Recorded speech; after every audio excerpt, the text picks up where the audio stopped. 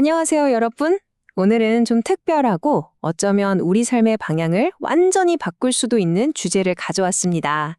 바로 아주 구체적이고 실제적인 3단계 회계 방법에 대한 분석인데요. 자, 그럼 바로 한번 시작해 볼까요? 이 질문 정말 많은 분들이 마음속으로 해보셨을 거예요. 그쵸? 분명히 회개하고 지도했는데 왜 내 삶은 조금도 나아지지 않는 것 같을까?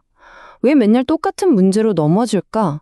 마치 회개가 그냥 공허한 의식처럼 느껴질 때가 있잖아요. 오늘 이 이야기는 바로 그 답답함의 근본 원인이 무엇인지부터 파헤쳐 봅니다. 오늘 분석의 가장 중요한 전제는 바로 이 구절에서 출발합니다. 죄에는 반드시 대가, 즉 결과가 따른다는 건데요.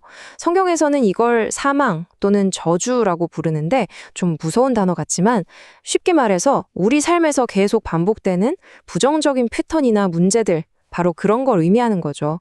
이게 바로 우리가 제대로 해결해야 할 문제입니다. 자, 그럼 이 문제를 어떻게 풀어야 할까요? 그 해결책을 알려면 먼저 우리가 알아야 할 아주 중요한 개념이 있습니다. 바로 하나의 죄가 사실은 두 가지의 다른 문제를 만들어낸다는 점이에요. 이게 오늘 이야기의 핵심입니다. 여기 보시면 죄와 저주가 구분되어 있죠? 죄는 우리가 저지른 어떤 구체적인 행동이잖아요? 그런데 저주는 그 행동 때문에 따라오는 일종의 벌점이나 부정적인 결과인 거죠. 이 둘을 명확하게 구분하는 게 정말 중요합니다. 왜냐면 진정한 회개는 이 두 가지를 다 해결해야 하거든요. 그렇다면 이 두 가지 문제를 한 번에 해결할 방법이 있을까요? 네, 바로 거기에 대한 해답으로 제시되는 것이 바로 예수의 십자가입니다. 이 십자가가 이 두 가지 문제를 해결하기 위해 특별히 설계되었다고 보는 거죠. 십자가의 첫 번째 역할은요, 바로 화목입니다. 말 그대로 화해시키는 거예요.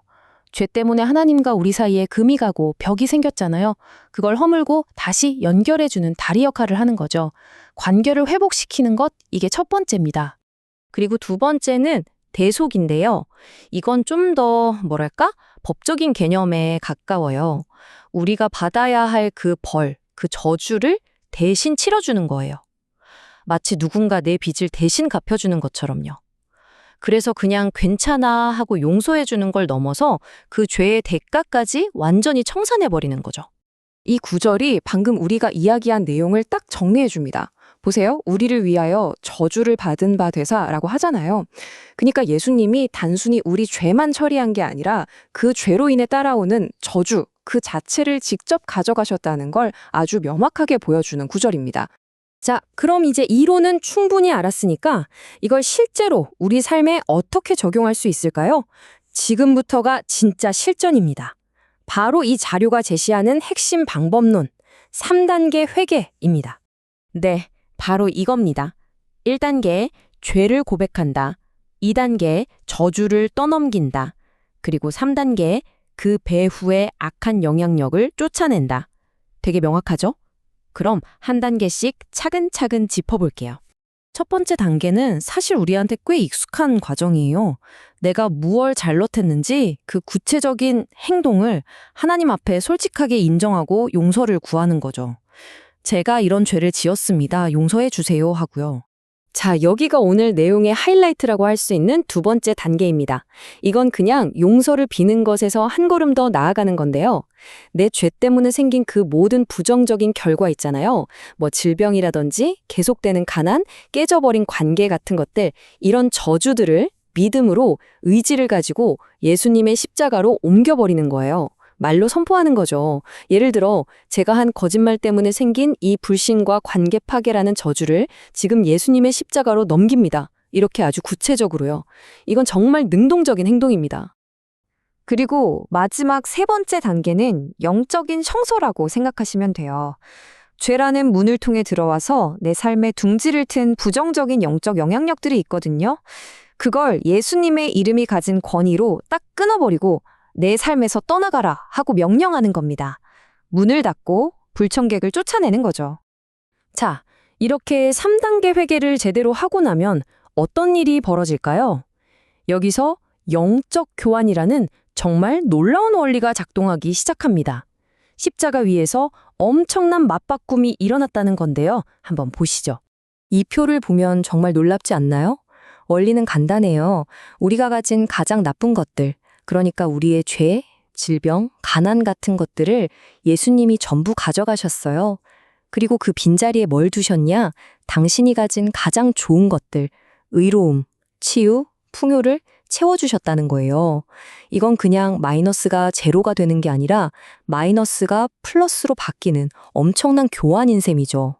그리고 이 교환은 단순히 물질적인 걸 넘어서 우리 마음 가장 깊은 곳까지 파고듭니다. 살면서 누구나 느껴봤을 그 거절감, 수치심 같은 거 있잖아요. 그런 감정들까지도 예수님이 가져가시고 그 대신에 너는 사랑받는 존재야 라는 수용과 영광을 주신다는 거죠. 그리고 궁극적으로는 죽음을 가져가시고 영원한 생명을 주시는 거고요. 정말 모든 영역을 다 포함하는 완벽한 교환입니다. 그런데 이 원리가 단지 나 한 사람에게만 적용되는 게 아니라고 해요. 놀랍게도 우리 가문에 대대로 내려오는 어떤 부정적인 패턴이나 영향력을 끊어내는데도 이 3단계 방법을 똑같이 사용할 수 있다는 겁니다. 이걸 아주 극명하게 보여주는 실제 사례가 있습니다. 바로 조나단 에드워즈 가문과 맥스 주크스라는 두 가문의 이야기인데요. 약 150년 동안 이 두 가문의 후손들이 어떻게 살았는지를 추적한 연구인데 결과가 정말 충격적입니다. 먼저 긍정적인 사례인 조나단 에드워즈 가문부터 볼까요? 후손들 중에 미국 부통령이 나왔고요. 대학 총장, 교수, 목사, 변호사, 사회 각계각층에서 선한 영향력을 끼친 인물들이 셀 수 없이 많이 나왔습니다. 정말 놀랍죠? 한 사람의 믿음이 만든 긍정적인 유산이 얼마나 대단한지를 보여주는 거예요. 반면에 맥스 주크스 가문은 정반대의 결과를 보여줍니다. 후손들 대부분이 빈곤과 범죄에 시달렸어요.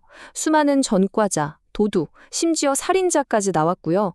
방탕한 생활로 삶이 망가진 사람이 440명이나 됐다고 합니다. 부정적인 유산이 얼마나 무섭게 대를 이어 내려오는지를 보여주는 정말 가슴 아픈 사례죠. 그래서 하고 싶은 이야기가 뭐냐면요. 바로 이 3단계 회개 방법을 우리 조상들의 대신해서 적용할 수 있다는 거예요. 우리 가문에 흐르는 이런 부정적인 저주의 고리를 내 대에서 끊겠다고 결단하고 조상들의 죄를 대신 고백하고 저주를 십자가로 넘기는 거죠. 그럼으로써 완전히 새로운 유산을 시작할 수 있다는 겁니다. 오늘 이야기한 이 모든 원리를 이 성경 구절 하나가 정말 힘있게 요약해주고 있는 것 같아요.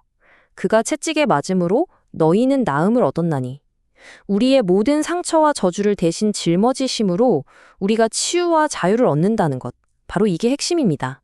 자, 이제 이 모든 내용을 들으셨으니까요. 잠시 여러분 자신에게 한번 질문을 던져보면 어떨까요? 지금 내 삶에서 가장 필요한 영적 교환은 뭘까?